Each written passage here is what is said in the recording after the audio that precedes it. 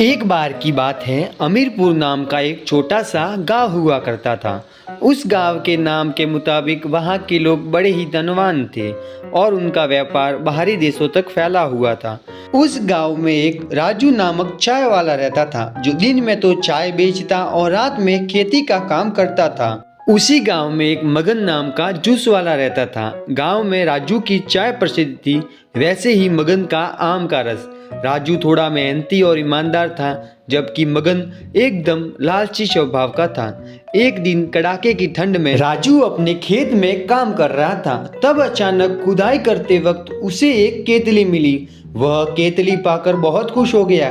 वैसे भी उसकी केतली पुरानी और खराब हो चुकी थी। वह सुबह उस केतली को लेकर अपने चाय की दुकान पर गया और चाय बेचने लगा। जैसे ही कुछ ग्राहक चाय पीने आए तो राजू ने चाय बनाकर उस केतली में भर दी और चाय ग्राहकों को देने लगा। धीरे धीरे चाय के ग्राहक बढ़ने लगे और राजू चाय देने लगा। चाय देते वक्त राजू अचंभित हो उठा।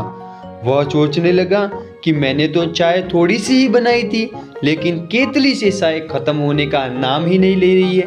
तभी महेश नामक एक ग्राहक बोला, वाह राजू भाई, आज जो चाय पिलाई है उसमें आपने क्या मिलाया है? कितनी स्वादिष्ट चाय बनाई है आपने। तो राजू चाय वाला चौंक उठा। मैंने तो चाय वैसी ही बनाई है जैसे रोज बनाता हूँ, तो आज ये लोग इतनी तारीफ क्यों कर रहे हैं? तब उसे समझ आया कि ये केतली कोई आम केतली नहीं है, ये तो जादुई केतली है।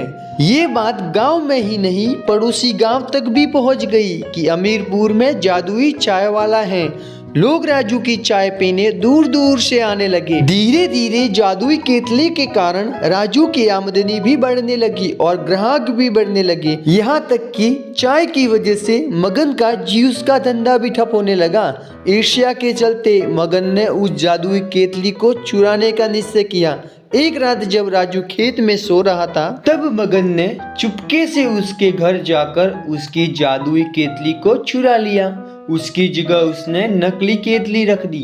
अगली सुबह मगन जूस की दुकान पर पहुंचा तो उसने आम का थोड़ा सा रस निकालकर उस जादुई केतली में भर दिया। उसने सोचा कि आज तो खूब कमाई कर लूंगा। जैसे ही कुछ ग्राहक आम का रस पीने आए तो मगन ने केतली में से रस निकालकर ग्राहकों को देने लगा। जैसे ही ग्राहक रस पीने वाले थे कि आम रस अचानक काले पानी में बदल गया। यह देख ग्राहक आग बबूला हो उठे और मगन को यह कहकर पीटने लगे कि तुम हमें आम रस की जगह काला पानी पिला रहे हो, और उसकी जूस की दुकान भी बंद कर दी।